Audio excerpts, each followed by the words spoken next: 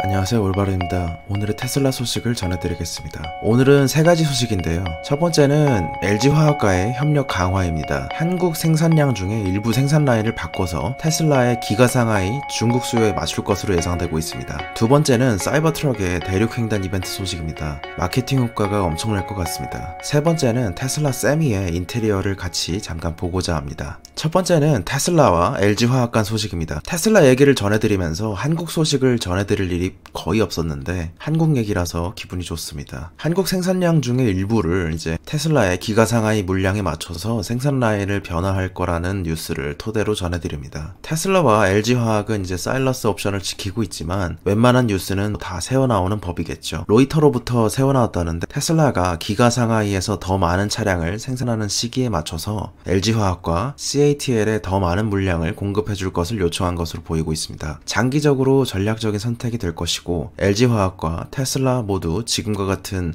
팬데믹 상황에도 불구하고 아웃퍼폼하고 있습니다. LG화학은 올해 압도적인 성장을 보여주면서 시장 확대를 목표로 하고 있습니다. 코로나에도 불구하고 한국 배터리 산업이 빅3가 선방한다는 점이 매우 좋은 뉴스인데요. LG화학이 세계 1위로 올라섰다는 점도 축하받을 만한 소식이겠죠. 세계 전기차 시장 자체는 전년 동기 대비 23.9% 감소했음에도 불구하고 LG화학과 삼성 SDI, SK이노베이션의 성장이 세계적인 주목을 받고 있습니다.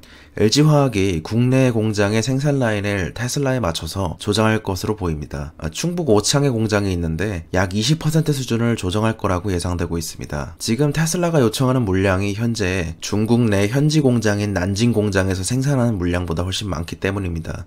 파나소닉의 사례처럼 목표로 하는 물량을 못 채우면 테슬라의 밸류체인으로부터 압박이 심하기 때문에 납품을 맞추기 위한 단기적인 생산량 변화로 보입니다. LG화학이 보여준 최근의 선전은 완성차 업체들의 실적 향상으로 요약할 수 있는데요. 이게 1월부터 4월까지의 요약인데 LG화학의 완성차 파트너인 테슬라 모델 3의 완성차 파트너인 테슬라 3의 중국 버전, 그리고 르노의 조에 모델과 아우디 이트론 EV 모델 중에 95kW 수준에 공급하고 있습니다. 경쟁사라고 볼 수 있는 삼성 SDI는 아우디 이트론에 71kW 수준에 공급하고 있고 BMW는 332에 공급하고 있고 폭스바겐 3 골프의 판매량 호조로 인해서 점유율을 끌어올렸습니다.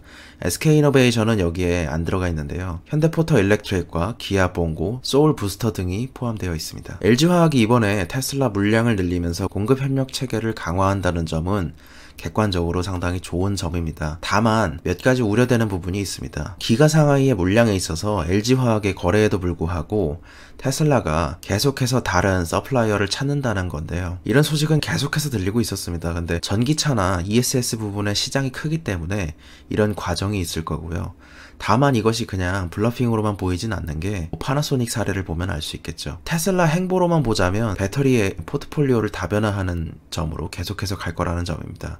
앞으로 프리몬트에서 로드러너 프로젝트가 실행되기 시작하면 더 할 거라고 예상되고 있습니다. 제가 왜 이렇게 생각하는지에 대해서 과거에 있던 뉴스 기사들을 가져왔는데요. LG화학이 가진 리스크에 대해서 말한 부분인데 저도 이제 당연히 한국 사람으로서 우리나라 기업이 잘 되기를 바라지만 한편으로 볼 때는 약간의 우려가 든다는 부분입니다. LG화학의 테슬라 향 매출은 지금 이제 증가하고 있지만 그럼에도 불구하고 영업이익률이 상당히 낮은 편입니다. 그러니까 테슬라의 납품을 다른 업체들도 초기에 고심했던 걸로 알고 있는데요. LG화학도 마찬가지였다고 알고 있습니다. 이 파나소닉의 대체사로서 지금 중국에 진입해 있는데 중국 내의 변수로도 CATL이 현재는 각형으로 테슬라에 공급을 하고 있습니다. 하지만 만약에 매출 1위를 노리기 위해서 일종의 치킨 게임을 각오한다면 충분히 원통형 전지 생산을 통해서 시장 지배력을 강화하겠다고 노릴 수 있는 부분이라고 생각됩니다. 또한 모양새로 보자면 LG화학과 CATL이 중국에서의 파나소닉 공급량을 뺏어먹고 들어가는 모양인데요. 이름에 따라서 팽당했던 파나소닉 입장에선 어땠나요? 머스크는 2016년에 네바다의 기가팩토리 건설 이후에 테슬라가 목표로 하는 요구량을 맞춰주지 못하자 시기적으로 확장과 바잉 파워를 높이기 위해 중국 내의 생산에 있어서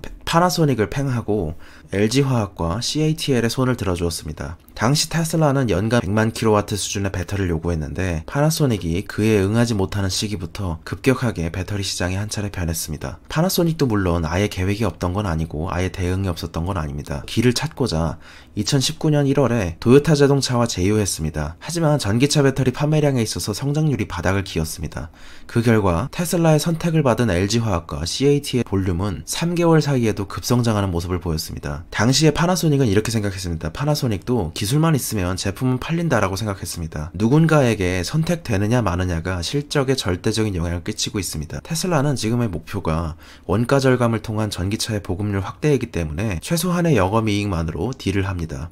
그래서 이게 하기 싫어도 해야 하는 입장입니다. 아니면 다른 데가 하니까요. 그런데 이게 만드는 게 그렇게 엄청난 기술력이 필요한 건 아니기 때문에 모든 유력 자동차 회사들이 배터리를 내재화하기 위한 노력을 계속해서 기울이고 있습니다. BMW는 테슬라의 글렌코어 사례처럼 배터리의 원자재 소싱에도 참여하려는 모습입니다. 두 번째는 크로스컨트리 드라이브 with 사이버트럭에 대한 소식입니다. 대륙 횡단에 대해서는 원래 이 계획된 프로젝트가 있었습니다. 기존 프로젝트는 테슬라와는 무관하게 사이버랜드 바운드에서 아메리칸 로드 트립을 계획한 바 있습니다. 그런데 머스크가 올해 말쯤에 사이버트럭을 통해서 크로스컨트리 드라이브를 하는 것에 대해서 얘기를 했습니다. 말씀드렸던 프로젝트로 진행하는지는 모르겠으나 대륙 횡단 2020년에 이뤄질 거라고 예상되고 있습니다.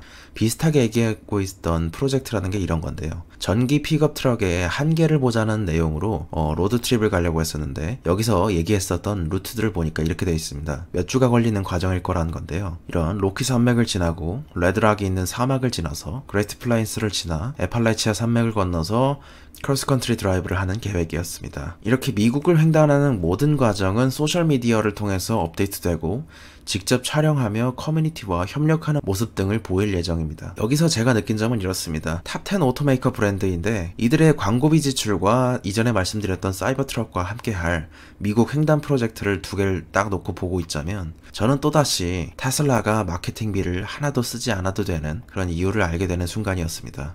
이렇게 횡단하고 있다 보면 자연스럽게 탑티어 사이버트럭의 모델은 주행거리가 500마일이 넘고 장기간 도로 주행에도 좋다는 이런 각종 홍보가 되겠죠. 테슬라 세미의 내부에 대한 유튜브 영상이 있어서 잠깐 가져왔습니다.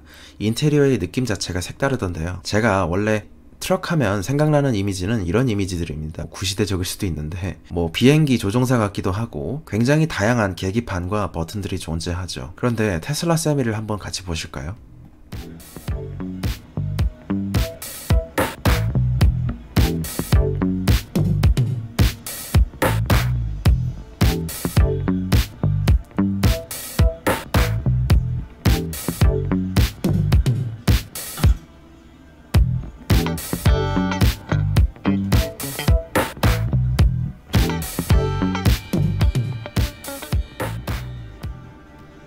여기까지 보겠습니다. 그리고 니콜라가 갑자기 생각이 나서 가져왔는데 연료전지로 이번에 주목받은 니콜라 트럭의 프로토타입입니다. 많이 간단하게 했지만 세미를 봤을 때 임팩트가 이걸 봤을 때 이후라서 더 크게 느껴졌습니다.